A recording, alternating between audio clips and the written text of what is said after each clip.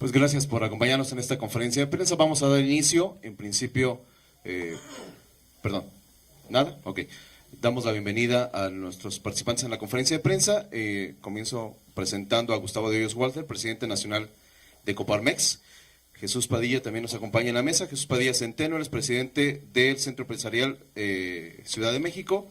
Y Francisco López Díaz, director general de Coparmex Nacional. Vamos en primer lugar a escuchar el mensaje que nos tienen preparado Jesús Padilla Centeno, presidente del Centro Empresarial Ciudad de México. Adelante, presidente. Muchísimas gracias. Muy buenos días a todos los amigos de los medios de comunicación. Queremos comentarles que, como cada año, Coparmex Nacional realiza el encuentro empresarial, que es el momento más importante de la comunidad empresarial en México, donde nos damos cita a más de 1000 empresarios para un momento estelar, donde tratamos temas sustantivos de la vida interna y de la vida pública del país. En este caso, Ciudad de México será nuevamente la sede de este encuentro, el cual se llevará a cabo el 7, 8 y 9 de noviembre, y por eso creemos que es oportuno transmitírselo a los medios para que nos ayuden a difundir. El encuentro empresarial es el evento más importante que año con año realiza nuestro sindicato. A él acuden miles de empresarios y empresarias a nivel nacional, quienes dentro de un ambiente de conferencias con ponentes de alto nivel, compartimos en un ambiente de compañerismo nuestra visión, nuestra misión sobre el desarrollo y el crecimiento de nuestro país en un mundo globalizado, con el fin de incidir en aspectos que permitan lograr un mayor desarrollo social y tener el México que todos queremos. Este año la sede será nuevamente la capital del país. El 7 y 8 de noviembre nos estamos dando cita aquí en la Ciudad de México y tenemos con el programa grandes conferencistas quienes nos van a dejar muchas enseñanzas a partir de sus experiencias personales y profesionales con un tema sustantivo de la sociedad mexicana que significa la participación ciudadana. Hemos intitulado este encuentro, ¿sí?, a participar, el necesario e impostergable compromiso de la sociedad civil en este tema sustantivo de la Coparmex y de la sociedad en sí misma. Por ejemplo, el programa está encabezado por el ex primer ministro del Reino Unido entre 1997 y 2007, Tony Blair, quien ofrecerá una conferencia magistral acompañando a nuestro presidente nacional, Gustavo de Hoyos, donde se abordará un tema sustantivo que tiene que ver con el líder y su responsabilidad ante el bien común. Asimismo, contaremos con Javier Solana, exministro de Cultura, de Educación y Ciencia, de Asuntos Exteriores del Gobierno Español y secretario general de la OTAN de 95 a 99. Dialogará con el novelista, periodista e historiador mexicano Héctor Aguilar Camín sobre el impacto positivo de la participación de la sociedad civil. También tendremos al empresario y escritor Eduardo Casio.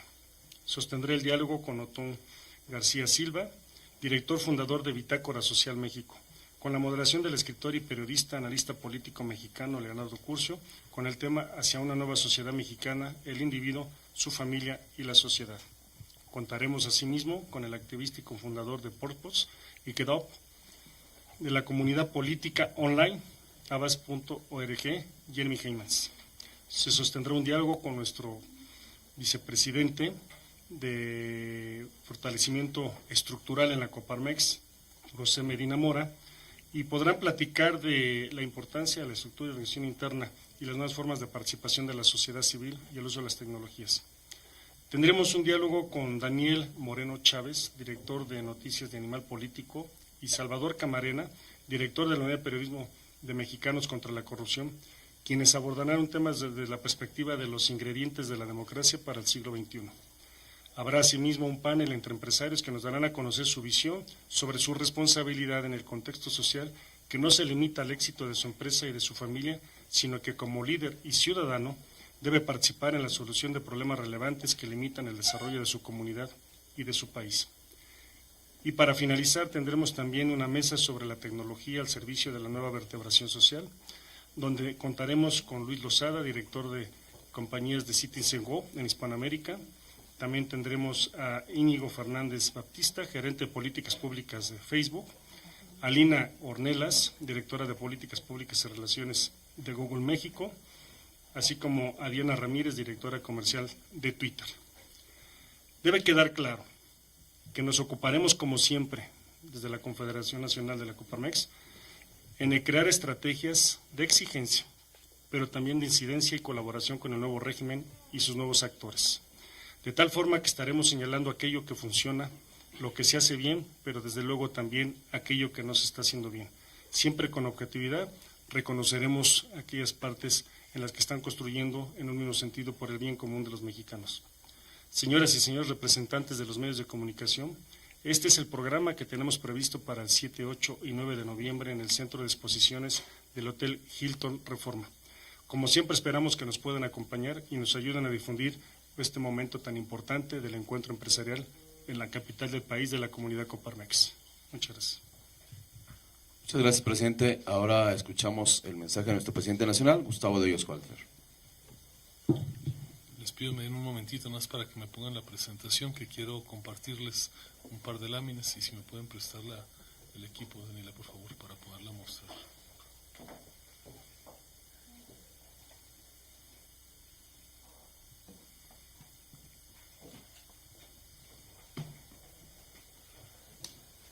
¿Ya se está viendo acá atrás? Antes que nada, agradecerles su presencia,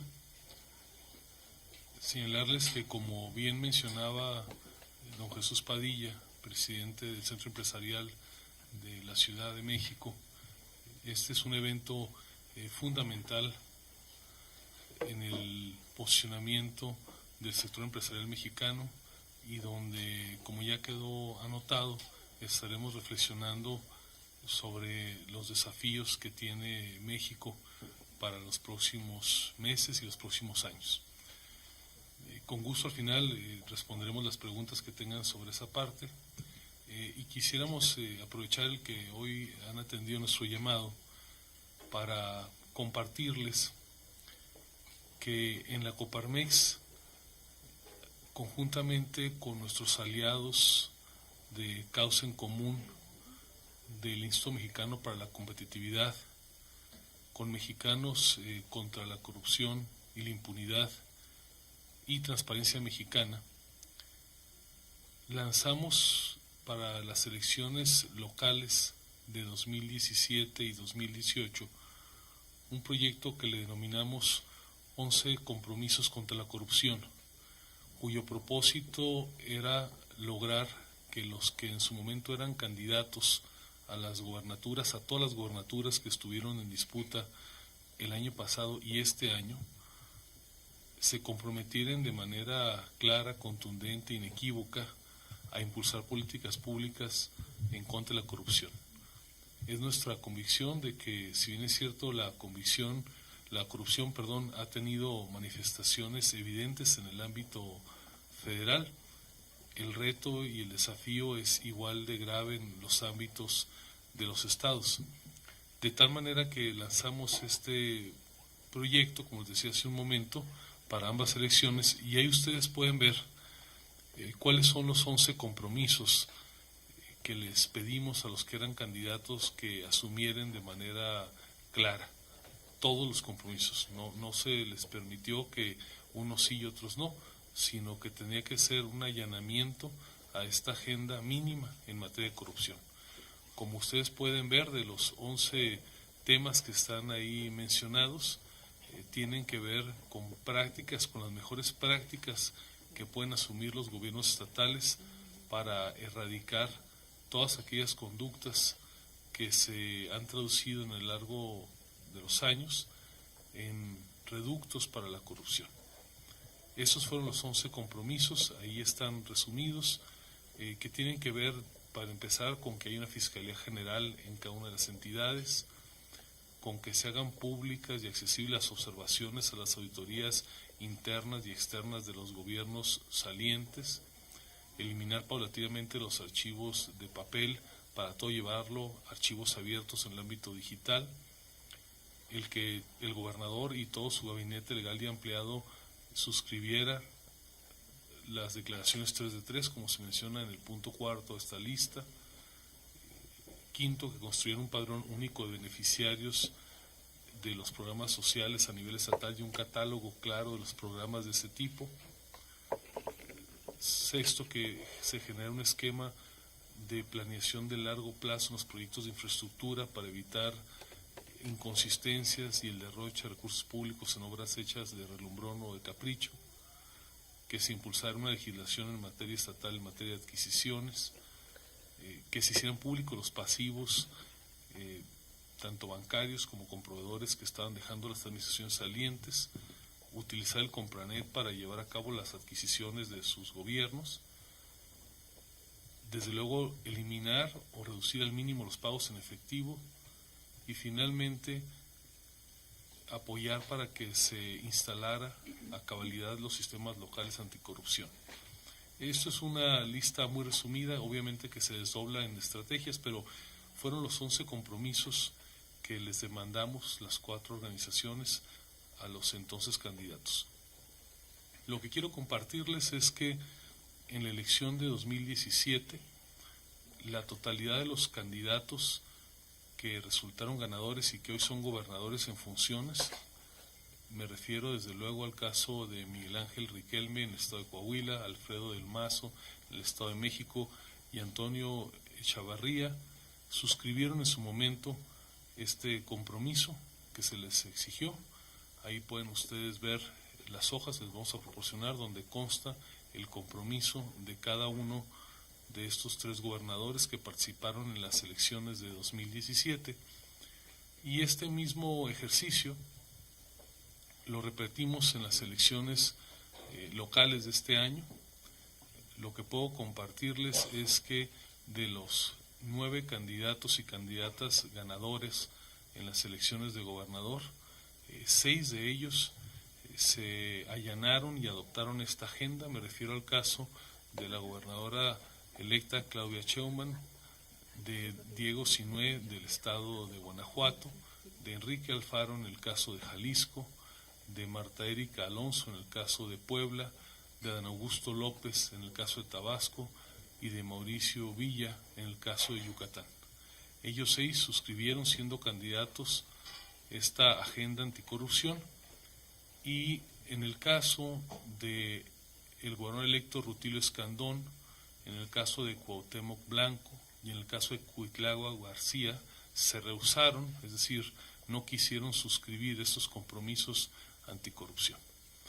Ahora que está próximo el arranque del periodo de estos 9 gobernadores y gobernadoras electas y que ya ha transcurrido algunos meses de que empezó la gestión, algunos están por cumplir un año, aquí tienen, las cartas donde consta el compromiso de cada uno de los 6 gobernadores que siendo candidatos lo suscribieron. Nuestra demanda es que pasemos a los hechos, que le demuestren a sus electores y al país en su conjunto que este compromiso que suscribieron y que ya hice referencia en estos 11 puntos, no se quedó en un compromiso de campaña, sino que realmente van a llevar a cabo cada una de estas medidas. Una muestra clara sería que ahora que van a entrar en funciones estos 9 gobernadores y gobernadoras, la más sencilla de cumplir es que publiquen su declaración 3 de 3, ellos y sus gabinetes legales y ampliados. Eso no requiere más allá de la voluntad política clara de todos ellos y ellas. Y después lo que estamos solicitando es de que se instale una mesa técnica en cada caso donde concurran funcionarios de primer nivel, desde luego los responsables de las contralorías estatales de función pública y representantes de las organizaciones sociales y comunitarias de cada entidad, para que se empiece un camino de evaluación trimestral, que podamos transparentar el nivel de cumplimiento de esta agenda y que lo estaremos nosotros dando a conocer de manera trimestral conjuntamente con las organizaciones que ya referí. Ahí tienen ustedes atrás este mapa que muestra las 32 entidades federativas, las entidades donde tienen gobernadores electos o en funciones que ya suscribieron esta agenda aparecen en verde, aparecen en rojo donde hay gobernadores electos que no quisieron hasta la fecha, no se han decidido de llevar adelante la agenda anticorrupción, y en el caso de gris son los estados que hasta la fecha, a partir de que empezamos el ejercicio, todavía no han tenido elecciones y por lo tanto no han sido parte de esta metodología, que esperamos a partir de los próximos meses hacer un desdoblamiento, aunque se trate de gobernadores que ya están en funciones de tiempo atrás, para que puedan asumir estos compromisos y sobre todo lo que es más importante, llevarlos a la práctica. De tal manera que anunciarles que a partir de esta fecha estaremos informándoles trimestralmente del nivel de avance que se tenga en estos compromisos por parte de los señores gobernadores y gobernadoras. Y dejo hasta aquí esta participación, con lo cual quedaríamos a su disposición, tanto el presidente de la Ciudad de México para comentar cualquier pormenor del encuentro empresarial y su servidor para este tema o algún otro que quisieran ustedes que fuera tratado. Muchísimas gracias. Abrimos un primer bloque de preguntas. Iniciamos con Verónica Gascón de Reforma, por favor. Hay que prender. En vísperas de la consulta ciudadana sobre el nuevo aeropuerto, ¿cuál es el mensaje que quiere enviar el sector patronal? Y pues si nos puedes indicar, Gustavo, cuál sería, por qué opción inclinaría tu voto en ese asunto, y también cuál es el avance que tienen en cuanto a las mesas de trabajo con el equipo de transición. Gracias, Verónica.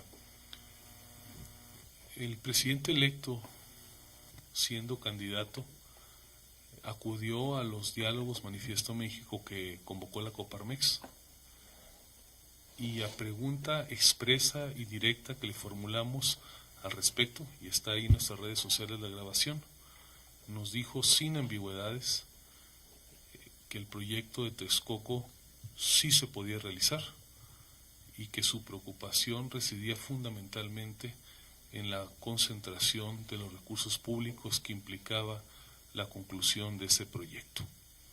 Le preguntamos directamente al presidente electo, entonces candidato, si él estaría a favor de la conclusión del proyecto en caso de que, 1, el Estado mexicano tuviera el reembolso de lo invertido, 2, se emplean recursos privados en su conclusión, y 3, se operara en el ámbito privado sin requerir recursos públicos. La respuesta fue contundente: sí, así sí. Nosotros nos quedamos con esa afirmación del candidato, hoy presidente electo. Nos parece que la discusión que se dio en el entorno de campaña en ese tema, que fue uno de los que generó más polémica, tiene que quedar atrás. Vemos con preocupación los términos en que se celebrará esta consulta, que carece de elementos metodológicos y muestrales que puedan considerarla en sus resultados como representativa. Diríamos que será si acaso una auscultación, pero la responsabilidad política con el país de la decisión es y será en 2018 y en la historia del presidente electo y de nadie más. Nos parece que va a ser una muestra clara de si el que será presidente constitucional a partir del 1 de diciembre deja atrás el momento de la campaña, los discursos electorales, que desde luego tienen su razón de ser, y se toman las decisiones en el mejor interés de los mexicanos y del gobierno de la República. Hay que decirlo con claridad. Hoy no hay otro proyecto que tenga viabilidad técnica, financiera y aeronáutica demostrada que el proyecto de Texcoco. No hay otro. Las otras propuestas son solamente ideas, carentes de un proyecto ejecutivo, carentes de los estudios necesarios para siquiera poder considerar su viabilidad. De tal manera que nos parece que la decisión responsable es una y solo una, y esperaríamos que con esto el presidente electo mande una señal contundente de cuál va a ser la forma en que se van a adoptar los retos que tiene el país. Nosotros saludamos las señales de certidumbre que se han dado a partir del 1 de julio, empezando por el discurso del Zócalo y las reiteradas expresiones que ha tenido el hoy presidente electo hacia el sector privado, y que nos han generado confianza en el sentido de que no habrá nuevos impuestos, que se mantendrá el equilibrio de las finanzas públicas, que se va a impulsar la actividad empresarial. Pero en esta decisión se juega la confianza del sector privado, nacional e internacional. Así es que esperemos que encontrar en esto una ratificación más de que el país va por el rumbo correcto, y esperemos que esta consulta que entendemos se realizará sea un elemento más dentro de otros disponibles para que se tome la decisión por quien tiene que tomarla. Alejandro Alegría, de La Jornada. Buenos días, Gustavo. Para preguntarte justamente sobre el aeropuerto, si quedara como la segunda opción, que es Santa Lucía, ¿habría una opción de que la IP pues dejara de confiar en el próximo gobierno y posiblemente ni siquiera invertir en los proyectos que también está proponiendo? La confianza está en juego. Nosotros asumimos que los compromisos que adopta un Estado no pueden desaparecerse, no pueden extinguirse por el cambio de un gobierno. El proceso para la toma de decisión de esta obra fue largamente procesado de manera pública. En su momento se escucharon a las voces a favor y a las disidentes de este proyecto. Se determinó que esta era la opción adecuada y se trata de una obra en proceso, de tal manera que en el infortunado caso, que espero no se presente, de que hubiera una decisión de suspenderla, desde luego que estaría en entredicho lo más importante que tiene que generar un gobierno hacia los actores económicos, que es la confianza, la certidumbre. Y hay que decirlo con claridad, porque así lo han reconocido en público y en privado los miembros del equipo de transición. El próximo gobierno va a necesitar al sector privado, nacional e internacional, invirtiendo. En la medida que se pretenden con recursos públicos ponerse en marcha programas sociales, algunos con los que coincidimos claramente, pero que serán altamente demandantes de recursos del presupuesto, la única forma como se podrá construir infraestructura que requiere el país, mucha de la cual ha sido anunciada por el presidente electo, es con apoyo de recursos privados. No habrá otra manera. Y evidentemente en la continuidad de esta obra estará en juego no la obra solamente, sino la confianza para que otros proyectos puedan recibir el apoyo requerido financiero por parte de inversionistas nacionales y extranjeros. Amador Narcia, de Televisa, por favor. ¿Qué tal? Muy buenos días. Hablaba sobre el tema de la confianza. Yo quisiera preguntarle sobre los mercados, cómo se han ido moviendo con esta especulación, con todas estas declaraciones cruzadas del presidente electo, y les preocupa a ustedes que esta consulta va a ser la forma de hacer política en los próximos 6 años. Muchas gracias. Nosotros estamos totalmente a favor de las formas de democracia participativa previstas en la ley. Ahí están los términos, las oportunidades, los requisitos, la forma en que se tienen que gestionar estas consultas. Si se llevan a cabo en el marco de lo que prevé la ley, enhorabuena, será una gran evolución hacia la democracia participativa.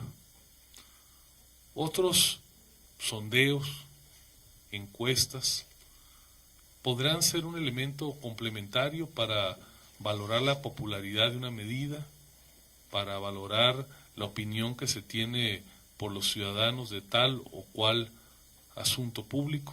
Si nos preguntan si queremos pagar impuestos, seguramente el 99.99 diremos que no. Por eso es que las consultas reconocidas en la ley son las que están ahí, tienen sus temas, los asuntos donde no se pueden utilizar y cómo se tienen que organizar. Así es que bienvenido estos ejercicios, siempre y cuando, en caso de que se pretenda tengan carácter vinculatorio, se lleven a cabo en los términos de la ley. Ernesto Gloria, de Enfoque Noticias. Presidente, buenos días. Yo quiero preguntarle, ¿el sector patronal cómo observa la insistencia del nuevo gobierno para un proyecto alterno, el cual, ya lo señalaba, no se tienen estudios, no se tienen análisis, en fin. ¿Siente el sector patronal o el sector empresarial que es una forma de presionarlos, de demostrarles poder, de decirles que las cosas se van a hacer distintas? Y en cuanto a la consulta, ¿qué observan ustedes cuando van a consultar a personas que no utilizan el aeropuerto en sectores que están alejados de esta situación? Me refiero a la Ciudad de México. Señalé hace un momento que, tal como está planteada, la consulta, primero, desde luego no tiene valor vinculatorio, dado que no se está organizando en los términos de ley, y segundo, la representatividad muestral que puede atribuírsele deja mucho que desear. Ni con mucho el resultado de esta consulta podría considerarse técnicamente, al margen del resultado, como representativa en términos estrictos de la voluntad ciudadana, porque ni están todos los que son ni son todos los que están. Desde luego que podrá ser un elemento adicional, nos parece innecesario, pero un elemento adicional que quien tiene que tomar la decisión y asumir los costos que implican los actos de gobierno pueda tomar en cuenta. Pero insisto, que no quede ninguna duda, la responsabilidad por la decisión es irrenunciable del jefe del gobierno. Hay decisiones que tiene que asumir y que son consubstanciales a la representación política, y esta es una de ellas. No hay duda al respecto. No, en realidad el que perdería en caso infortunado de que no se concluyera esta obra no es un empresario o dos, el que pierde es México. En el largo plazo el que pierde es México, empezando por el gobierno, porque el gobierno pagará los platos rotos, pagará las indemnizaciones, vería encarecidas las tasas de interés de los empréstitos que tiene contratados, de tal manera que sí perdemos todos, pero primero pierde el gobierno, no hay duda de ello. Vamos con Lilia González, del Economista. Por acá, buenos días, don Gustavo, buenos días. ¿Están previendo que haya también movimientos ya sociales? Ya se habla de que Atenco, la gente de Atenco va a realizar movilizaciones para oponerse justamente al aeropuerto. ¿Esto a qué llevaría? A que la economía tenga mayor incertidumbre. Y por otra parte, ¿cómo están previendo ya el primer trimestre del 2018? Ya algunos analistas prevén que pues incluso haya alguna desaceleración de la economía justamente por inamovilidad de inversiones y los proyectos de negocio. Gracias. Nosotros esperamos que esta decisión no tenga una consecuencia en la tranquilidad social. Nos parece que los grupos que han expresado una oposición, digamos de manera poco ordenada, son poco representativos, de tal manera que, entendiendo y desde luego respetando el derecho que tenemos todos los mexicanos de manifestar nuestra opinión mientras sea de manera pacífica, pues hay que entenderlo como eso, como una expresión libre de un posicionamiento, y enhorabuena que en este país haya la posibilidad de que todos expresemos nuestros puntos de vista sin ninguna restricción. Por lo que hace a la actividad económica, yo quiero decirles que en lo esencial estamos muy tranquilos en el sector empresarial. El país ha transitado en un proceso electoral probablemente el más complejo de su historia, lo ha hecho en orden, con tranquilidad, sin ningún desorden postelectoral. Las instituciones electorales del Estado mexicano han funcionado, y eso me parece que es la más importante señal de certidumbre que puede tener un país en lo local y desde luego en lo internacional. También en el ámbito internacional hay un camino más o menos claro, después de que ha quedado concluida en lo esencial la negociación comercial más importante que tenía el país en marcha. Me refiero a lo que antes llamábamos NAFTA 2.0 y ahora estamos en proceso de rebautizarlo, pero a estos dos elementos y a los mensajes de certidumbre que ha dado el presidente electo en relación con el sector empresarial, me parece que hay un optimismo. No conozco ningún empresario relevante en este país que esté considerando detener una inversión por miedo hasta hoy, de tal manera que pues de lo que se trata es no ponerle freno a la locomotora del desarrollo, que en el caso del sector empresarial pues hay decisión de ir hacia adelante. Felipe Ramírez, de Autonoticias. Buenos días. Para el señor Jesús Padilla, Jesús, ¿cuáles son las repercusiones que va a tener para la Ciudad de México la respuesta que tenga la encuesta que está por hacerse? Y si nos puedes platicar, ahondar un poquito más, ¿qué estás esperando, qué espera Coparmex del encuentro que va a realizar? Pues mira, me parece que la postura en voz de nuestro presidente es bastante clara sobre las diferentes apreciaciones que se han comentado hoy aquí. Creo que es una gran área de oportunidad para la capital del país que se mantenga esta visión y posición de Texcoco. Creo que la ciudad pueda recuperar 700 hectáreas para generar clústeres de tecnología e innovación, ¿sí? Le da una gran oportunidad de generación de empleo y desarrollo. Sin duda alguna nos va a ir mejor a la capital. Sobre lo demás, nos gustaría que en este esfuerzo que ha marcado en la parte discursiva el presidente electo de sumar y de coordinarse con diferentes actores de la vida empresarial y de la vida política, pues también pudiéramos en el futuro no ver más espectros de polarización sobre temas como el que hoy ocupa esta consulta o encuesta para definir dónde quedará el aeropuerto. Nosotros confiamos en que el aeropuerto quedará donde se está construyendo. Para la capital del país creo que es una gran oportunidad. Respecto al encuentro, sin duda alguna, el momento que cada año tenemos en la comunidad Coparmex para reencontrarnos entre viejos amigos y nuevos amigos y discutir temas locales y cómo estamos viendo el futuro del país es sustantivo. ¿Cuál va a ser nuestra forma de dialogar y de relacionarnos con este nuevo escenario político donde llega un poder hegemónico y donde sin duda alguna Coparmex, como siempre lo ha hecho, estará alzando la voz de manera contundente, pertinente, sí, y aportante sobre los diferentes temas sustantivos de interés público? ¿Alguna más? Juan García, del Sol de México. Don Gustavo, el Consejo Coordinador Empresarial dijo que esa consulta es ilegal, así lo señaló. En vista de eso, entonces, si va a ser algo ilegal, bueno, pues ilegal.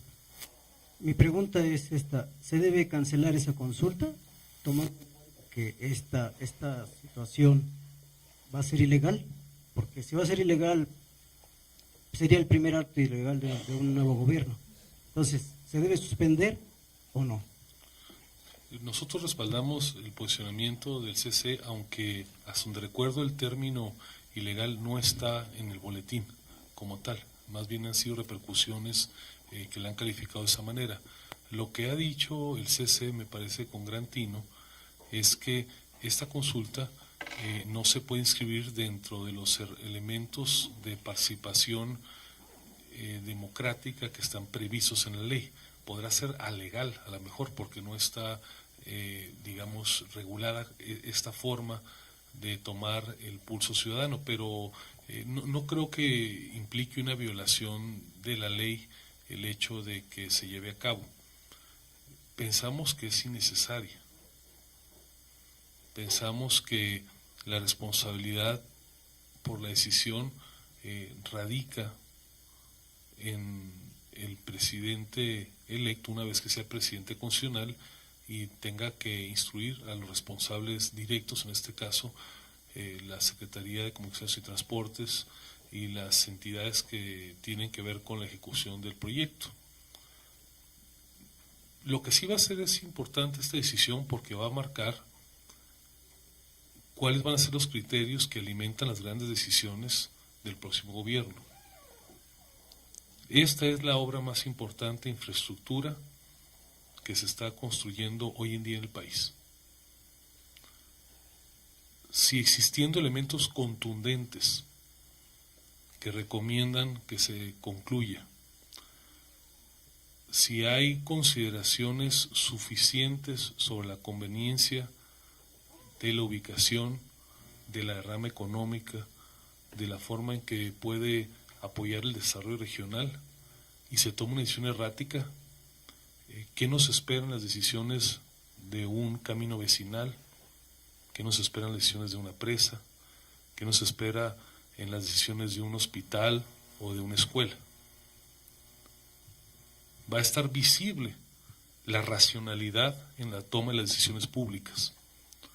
Por eso, lo que está en juego es mucho más allá que la construcción del aeropuerto. Tiene que ver con la eficiencia con la cual se destinan los recursos públicos, con la consistencia entre las razones técnicas y el actuar político, o si por el contrario, las posiciones ideológicas irreductibles dominan sobre las razones de la mayor conveniencia del Estado mexicano. Por eso es que nos parece que está ahí la confianza de por medio. Si se ve una brújula extraviada, habrá incertidumbre sobre la ruta, y por eso nos parece que una señal en el sentido de la continuación de la obra será una muestra inequívoca de la confianza que podremos tener en decisiones racionales a lo largo del sexenio. Alejandra Villavicencio del Excelsior, por favor. Gracias, buenos días. Sin duda el tema del aeropuerto es uno de los que más ocupa ahorita al sector empresarial mexicano, pero también preguntarle en temas de coyuntura. Estamos viendo ahorita en México la oleada migrante de Centroamérica que ya está atravesando por nuestro país, y bueno, preguntarle porque justamente el presidente electo, él ha declarado que se pueden quedar y que incluso se les podría dar trabajo. Preguntarles a ustedes como sector patronal si lo ven viable, tomando en cuenta que ciertamente ahorita el desempleo en México está en un nivel sano, pero lo hay mexicanos que están en busca de una oportunidad que no han conseguido, y ahora llegan todas estas personas. Eso por una parte. Y por otra, volviendo a las consultas que ahorita usted comentaba, llama la atención que, por ejemplo, en Tren Maya, que es propuesta del nuevo gobierno, ese no lo han sometido a consulta. ¿Qué opinión tienen ustedes al respecto? Muchas gracias. Respecto a la primera pregunta, lo voy a decir claramente. Coincido al 100% con la postura del presidente electo, en el sentido de que México tiene que dar cabida a los inmigrantes que huyen de sus países de origen por razones de pobreza o por razones de inseguridad. No puede ser otra la postura de México cuando reclamamos lo mismo para nuestros nacionales que emigran hacia el norte. Pero además, una política exterior consistente con los grandes problemas de la humanidad de hoy en día no puede ser en otro sentido. No solamente lo tiene que hacer México por razones históricas, sino porque a nivel internacional hoy en día los países que actúan con racionalidad y con apego a derechos humanos lo están haciendo en Alemania, lo están haciendo en España, lo están haciendo en Inglaterra, lo están haciendo en Francia. Tener apertura a las corrientes de inmigración es una de las cualidades indispensables que tiene que mostrar un gobierno que se jacte de respetar y de promover los derechos humanos. Ahora bien, oportunidades las hay. En muchos lugares del país tenemos excesos de trabajo, plazas que no están ocupadas. Yo puedo decirles en primera persona que en Baja California, en el lugar donde radico, los inmigrantes haitianos que hace 3 años no pudieron cruzar la frontera y que se quedaron fundamentalmente en la ciudad de Tijuana, hoy están total y absolutamente integrados sin ningún problema a las actividades económicas de la ciudad. de tal manera que México tiene que dar testimonio, por razones históricas, pero además por congruencia, de su apertura para recibir a estos inmigrantes. Y de ninguna manera, bajo ninguna circunstancia, podemos considerar que son una amenaza ni para nuestros trabajos, ni mucho menos para nuestra seguridad. Esos son alegatos vacíos, fundamentalmente generados por el presidente Trump, y mal nos veremos como país si actuamos en base a esa visión desde luego xenófoba y carente de cualquier sustento de las mejores prácticas internacionales. Si no hubiera una pregunta más, concluimos nuestra conferencia de prensa. A ver, perdón. Si pudiera especificarnos o dar mayor panorama sobre cuáles son los sectores en los que se podrían reinsertar los inmigrantes, o cuáles son los que necesitan, donde hay empleo para ellos. Mire, afortunadamente hoy en muchas ciudades del país podemos encontrar mantas afuera de las empresas pidiendo personal, mantas que se hacen viejas antes de que se llenen las plazas de trabajo. Y vemos afortunadamente en los fines de semana carros con altavoces ofreciendo mejores prestaciones que las que se pagan en la banqueta de enfrente. El Bajío es un ejemplo de ello. Guanajuato, Aguascalientes, Puebla, San Luis Potosí, incluso algunas regiones del Estado de México, desde luego Baja California, Coahuila, Chihuahua, partes de Sonora. Lo que tenemos un problema en el país es un desarrollo regional inconsistente, de 2 dígitos en algunas partes y de -9, -10 y hasta -12 en otras partes del país, lo cual nos lleva a un 2%. Pero si tenemos la asertividad para llevar estos flujos migratorios a donde lo que sobra es un trabajo y que no han llegado migrantes internos a suplirlos, estoy seguro que tienen una gran posibilidad de aportarle al desarrollo de estas regiones. Además hay que decirlo con claridad. Normalmente quienes toman la decisión de emigrar es gente calificada y dispuesta a jugárselo al 100% por el lugar a donde llegan. No tengo absolutamente ninguna duda de que los hondureños y de otras nacionalidades que están buscando una oportunidad en Estados Unidos la pueden encontrar en México si sabemos encontrar las herramientas para que sean asimilados. Más que un rechazo irracional, lo que tenemos que hacer es fomentar su asimilación en el país. Y ahí, por cierto, hay muchas cosas que el gobierno que está por irse podría hacer. Bien podría generar un decreto de estímulos, por ejemplo, para que las empresas del país que contratasen a migrantes tuvieran determinados estímulos. Hace falta un poquito de imaginación y mucho de compromiso para hacerlo. Muchas gracias. A ver, vas, Juanito. Adelante, Juan. Gustavo, entonces el sector patronal le ofrece trabajo a los inmigrantes. A ver, se lo voy a decir con toda claridad. Desde hace ya bastante tiempo, por convicción y por obligación legal, no hay distinción en el ofrecimiento, en la contratación, ni de edades, ni de sexo, ni de preferencias religiosas, sexuales, ni mucho menos de origen étnico. Así es que los inmigrantes, sin importar su origen nacional, encontrarán en las empresas las mismas oportunidades que existen para los mexicanos. La valoración sobre su contratación tendrá que ver con sus competencias para desarrollar un trabajo, pero en forma alguna su condición nacional va a ser un elemento de discriminación para que sean contratados. Presidente, finalmente pedirle un comentario final sobre el encuentro empresarial y cerramos ya la conferencia de prensa. Pues invitarles a que nos acompañen.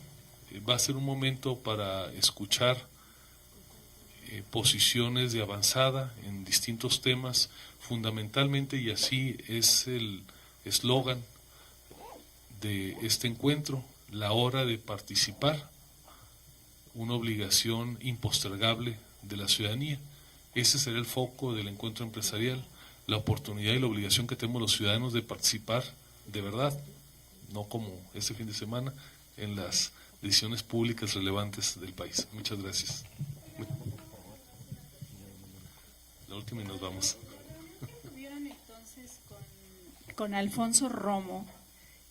¿Qué acciones, qué les dejó para que tuvieran ustedes seguridad de invertir en México? Porque pues parece que, digo, con todo respeto, a diferencia del resto del CCE, pues parece que ustedes están como muy optimistas en cuanto al panorama que puede haber, porque pues el resto mencionan que esta señal del aeropuerto y otras cuestiones que está haciendo o que podría hacer el próximo gobierno están inyectando incertidumbre.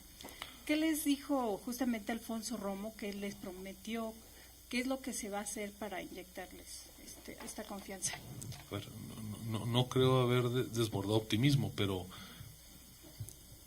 a ver qué piensan ahí cuando oigan mis declaraciones, ¿no? Pero hemos escuchado señales importantes. No es un tema menor que un dirigente político que ha sido en su trayectoria distante del sector empresarial haga posicionamientos claros en materia de estabilidad fiscal, de no endeudamiento, de no incremento de impuestos. Son señales, lo digo claramente, alentadoras, pero son señales. La decisión sobre el aeropuerto es un hecho material. Lo que esperamos nosotros es que las decisiones de verdad sean consistentes con las buenas señales.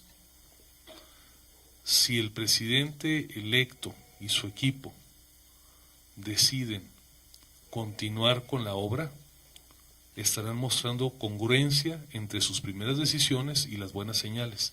Hacemos votos porque así sea, porque queremos que le vaya bien al país. También he dicho claramente, si hay una decisión errática, evidentemente esta afectará la certidumbre y la confianza. Creo que más claro no lo puedo decir. Así es que, esperando que le vaya bien al próximo gobierno, esperando que estas señales se traduzcan en hechos, vamos a estar atentos a la decisión que se tome sobre este proyecto, que insisto, perdóname que sea tan reiterativo, está en juego mucho más que el aeropuerto. Está en juego la racionalidad en la conducción política de este país. Y por eso esperamos que la decisión que se tome sea consistente, no con dogmas, ni siquiera con retórica de campaña que tiene su momento y su circunstancia, sino que sea consistente con las evidencias técnicas y sobre todo con el mejor interés del país. Gracias. ¿Qué le diré al respecto? Déjeme ver si estoy en los municipios que están considerados. No, a ver, nosotros pensamos que es una consulta poco representativa, sin embargo respetamos la decisión de las personas que quieran participar y expresar libremente su opinión al respecto. Muchas gracias, Mauricio, por acompañarnos en esta conferencia de prensa.